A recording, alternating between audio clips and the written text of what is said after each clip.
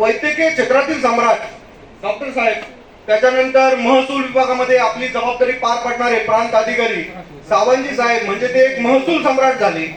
त्यानंतर आमच्या शिक्षण क्षेत्रातील आणि आमचे गुरुवर्य टी शेळके साहेब यांच्यासारखा ज्ञानी म्हणजे ज्ञान सम्राट असंही व्यक्तिमत्व या कार्यक्रमाला कैलासजी पवार आपण उपस्थित ठेवू शकला.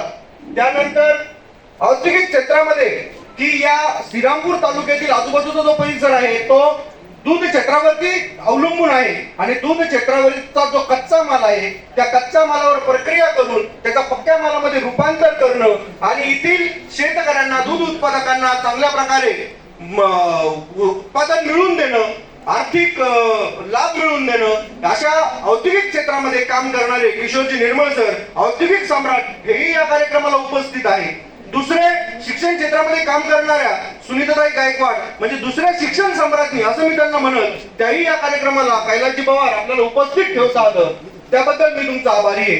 त्यानंतर साहित्यिक क्षेत्रातील साहित्यिक सम्राट उपाध्यायजी हेही या ठिकाणी उपस्थित आहेत आणि आपल्यासारखे संपादक स्नेह प्रकाशचे स्वामीजी कुलते ज्यांचं पत्रकारितेमध्ये अतिशय उल्लेखनीय कार्य आहे म्हणजे पत्रकार सम्राट हेही या कार्यक्रमाला उपस्थित राहिले. दुसरी गोष्ट म्हणजे ज्यांचं अगदी सूत्रसंचालन इतकं सुंदर आणि ज्या सूत्रसंचालनांनी या सगळ्यांच्या नजरा खेळवून ठेवल्या अशा सूत्रसंचालन सम्राज्ञी त्याही या कार्यक्रमामध्ये त्यांनी सूत्रसंचालन करून चांगल्या कार्यक्रमाला रंगत आणण्याचं काम केलं. हे फक्त कैलासजी पवार आपल्याला जमतं आणि कैलासजी पवार यांच्याबद्दल जर सांगायचं झालं तर अगदी तळागाळातील म्हणजे पोटाची भूक भागवण्यापासून ज्यांची सुरुवात झाली असे कैलासजी पवार ज्यांना मी बघितलं.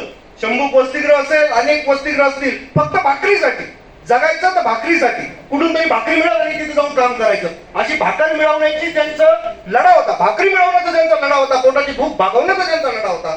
असे कैलासजी पवार आज आपण स्वातंत्र्य सैनिक असो, ट्रान्सजेंडर असो, समाजातील विस्थापित असो, जे समाजापासून अगदी वेगळे झालेले माणसं आहेत त्यांना आपण माणूस म्हणून जगवतात.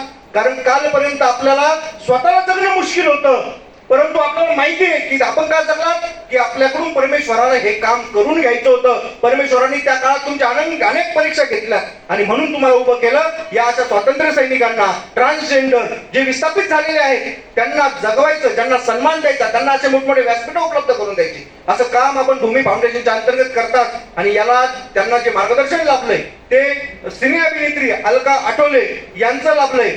एवढी मोठी मोठी माणसं कैलासजींच्या मागे काय जात आहे? हा माणूस साखर सम्राट नाही, हा माणूस कुठला त्याच्या वडील आमदार खासदार नाही, कोणीही नाही, ज्यांनी फक्त पोटाची खळगी भरण्यासाठी या श्रीरामपूर पासून काम सुरू केलं आणि बघता बघता हे काम पोटाची खळगी नाही तर दुसऱ्याच्या पोटाची खळगी भरण्यापर्यंत देशामध्ये नाही तर आंतरराष्ट्रीय लेवलला जाऊन पोहोचलं. असा माणूस पुन्हा या श्रीरामपूर तालुक्यात होईल असं मला वाटत नाही. एवढं मोठं काम उभं करताना पहिली गोष्ट म्हणजे त्यांच्यामध्ये असणारा निस्वार्थीपणा आणि हाच निस्वार्थीपणा त्यांना आंतरराष्ट्रीय लेवलला घेऊन गेला. अशा माणसाला तुम्ही म्हणत त्यांच्याशी नेहमी बोलताना त्यांच्या शब्दांना अशी धार नसते. मी म्हणत असतो कैलासजी तुमच्या शब्दाचे धारबाज नाहीये तर ते नेहमी म्हणतात सर शब्दाला धार नको, शब्दामध्ये आधार असले पाहिजे आणि त्यांच्या शब्दांमध्ये आधार आहे. कारण धार असणारे शब्द माणसांची मनं कापतात आणि आधार असणारे शब्द माणसं उभी करतात. असं माणसं उभं करण्याचं काम कैलासजी पवार भूमी फाउंडेशनच्या अंतर्गत करतात. त्यांचं कार्य म्हणजे एखाद्या सामान्य माणसाला असं स्वप्न पडावं का मी एवढी मोठी समाजसेवा उभी करू शकतो. आजकाल तर प्रत्येक जणाला 9 वाजले म्हणजे त्याच्या कामाची बेल होते, तो 9 वाजता आपल्या ऑफिसला जातो, 1:30 वाजता उठतो, डबा खातो, संध्याकाळचे 5 वाजता आणि तो घरी येतो, घरी आल्यानंतर मुलांना ट्युशनला घेऊन जातो, ट्युशन सुटल्यानंतर त्यांना आणायला जातो, संध्याकाळचं जेवण करतो आणि झोपून जातो.